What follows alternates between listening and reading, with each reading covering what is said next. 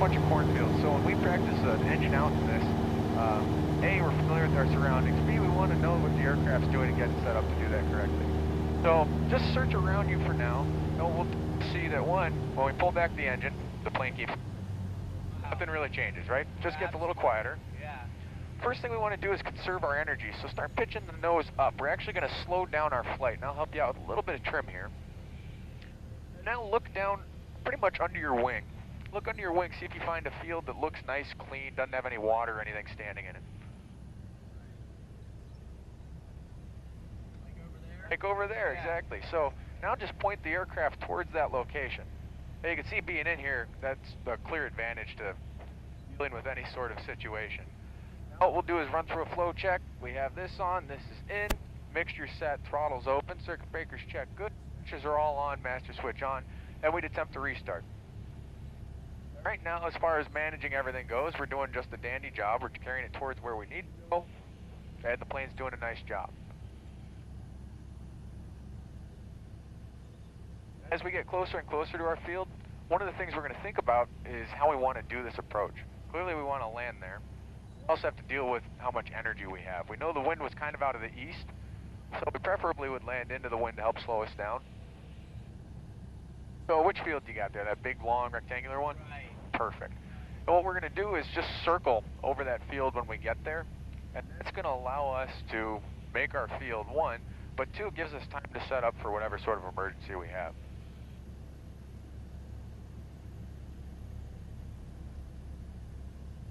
All right, you're doing a nice job. I'm going to quickly clear the engine, so I'll push forward a little bit on the yoke while I give it some gas. Good job.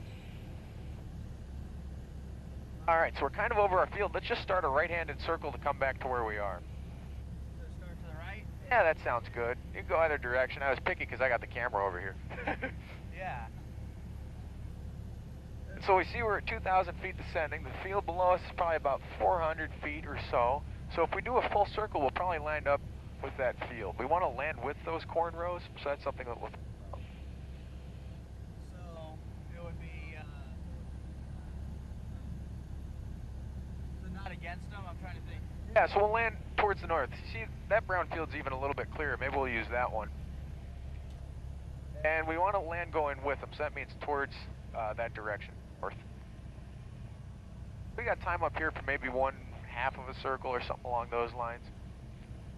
We can also do things like add flaps, so I'm going to put down some flaps for you. That'll help slow the aircraft down. And we'll continue to increase some drag. There you go.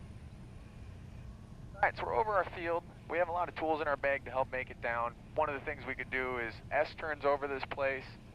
We can do slips, we can add flaps as we've done, we can slow the aircraft down. But you see, it's a really manageable sort of emergency. Really, we've chosen a field, we can come back towards it, we can go around, whatever the case may be. That's all it takes. So being in the aircraft is really convenient for dealing with any sort of crisis, especially one like this. We know what's around us. Ready to abort the emergency? Yes, sir. All right, let's do that. I'm going to give her full throttle for you and bring up some flaps here. There you are. So just push that nose down towards the horizon. There you go. The situational awareness is something that you really might lose if you take a cockpit away from a pilot. All right, doing a slick job.